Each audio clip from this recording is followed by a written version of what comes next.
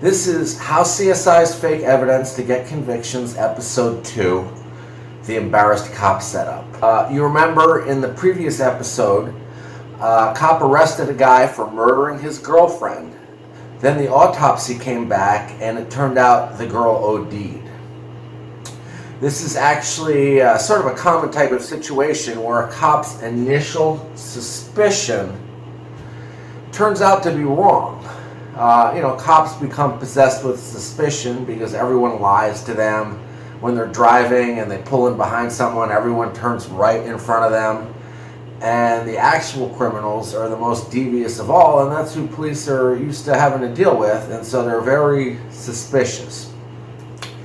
And the result is it becomes very easy to arrest an innocent person just trying, to do their job. And then the next thing that comes after that is embarrassment and lawsuits and, lost elections even.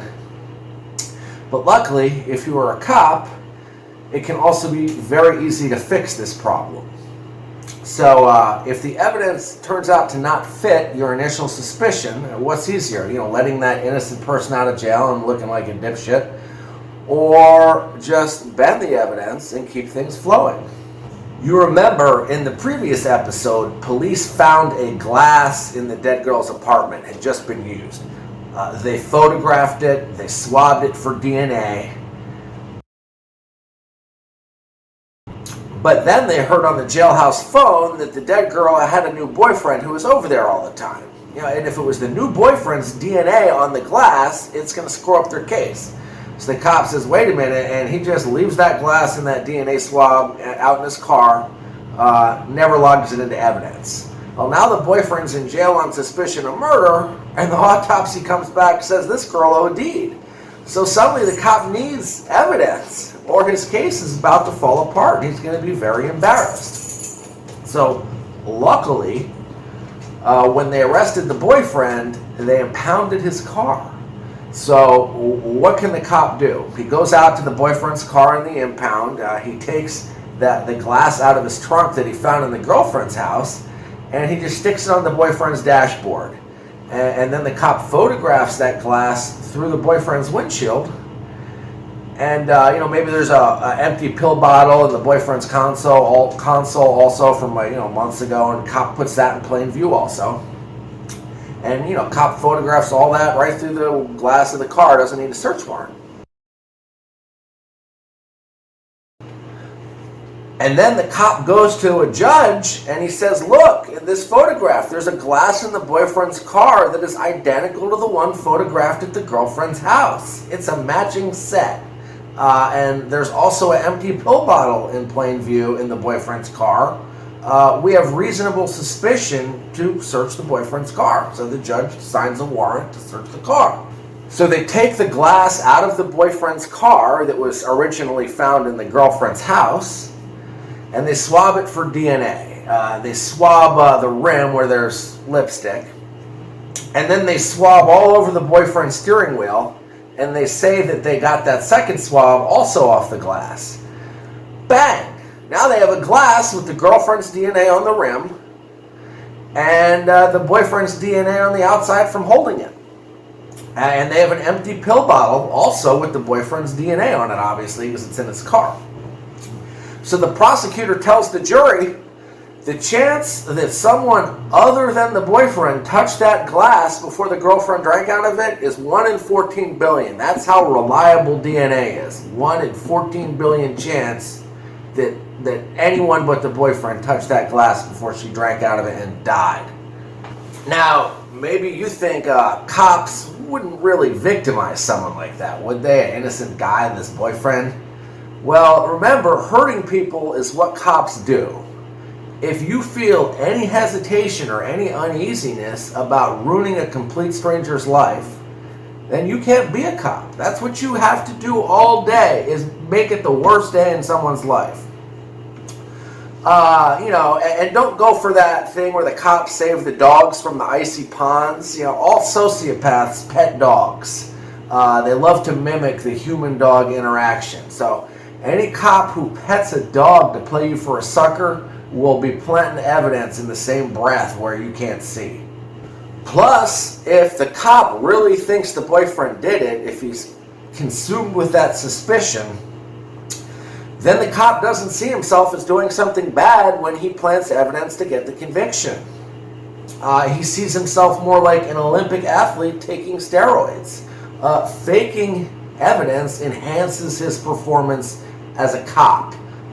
The cop is doing his job better by faking or planting the evidence. And also, we're in kind of like a Cold War in the U.S. You know, we got Republicans and the cops and the people shooters on one side, and the Democrats and the Marxists and the BLM people on the other side. So if the suspect was a drug user or a black person who probably votes Democrat, the cop doesn't see it as he just victimized an innocent person by faking evidence. The cop sees it as he just took out an enemy combatant in this cold civil war in the U.S. And the cop just saved the world by, taking this ne'er-do-well off the streets.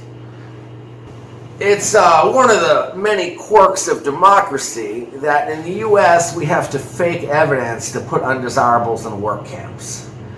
In China, they just put the undesirables in work camps and they say exactly what they're doing. In both countries, it's the cop's job to gentrify society and make the world a better place by removing certain, undesirable members.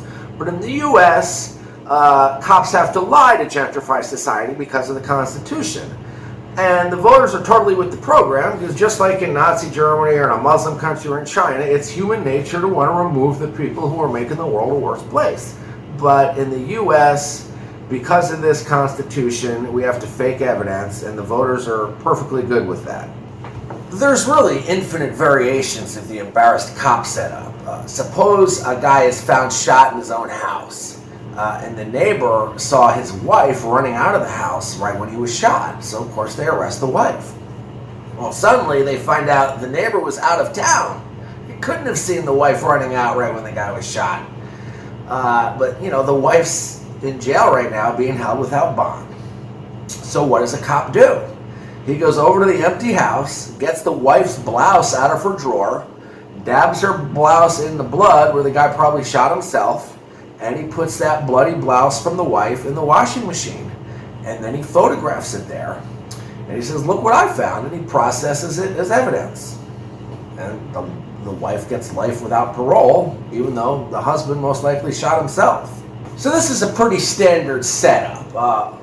One, the evidence which proves the suspect is guilty is found after his arrest. It can be something from a new search warrant or a jailhouse confession witness or anything. Two, some of the initial evidence used to arrest the suspect turns out to be wrong. Or maybe the initial probable cause was just weak. And the judge just signed it because he accepted that the cop had this suspicion. Especially arrest affidavits, but even police reports, which are written after you already got the suspect arrested and you're not quite as urgent, they're often just weak and they contain a lot of false statements and white lies and stretches. I found the gun under the driver's seat. Well, really, you found it under the back seat. And then three, the suspect was in jail when the new evidence was found. When you're in jail, especially when you're held without bond and your phone calls are recorded and all that, police have total control over your life. They can produce any evidence they want. They can go in your house. They have free reign in your house. They have free reign in your car. They can go to your best friend and tell him that you did this and convince the best friend, get him to turn on you, maybe even lie about you, say bad things about you, share your secrets. So these three elements, the evidence of guilt is found after the suspect's arrest. Some of the initial evidence turns out to be weak or wrong. And three, the suspect was in jail when the new evidence was found. Any case that meets those three criteria, I think 80% of the time, the guy who just got life without parole or even the death penalty was framed. If you're at all skeptical and you want to see a real-life case where police used all these tricks and more, Read about the Mandy Mae Jackson case at SeminoleScam.com. That's Seminole like the Indians and scam like a trick.com. Or if you're interested in policy proposals to deter this kind of police misconduct, go to cops2prison.org. That's cops2prison.org. See ya.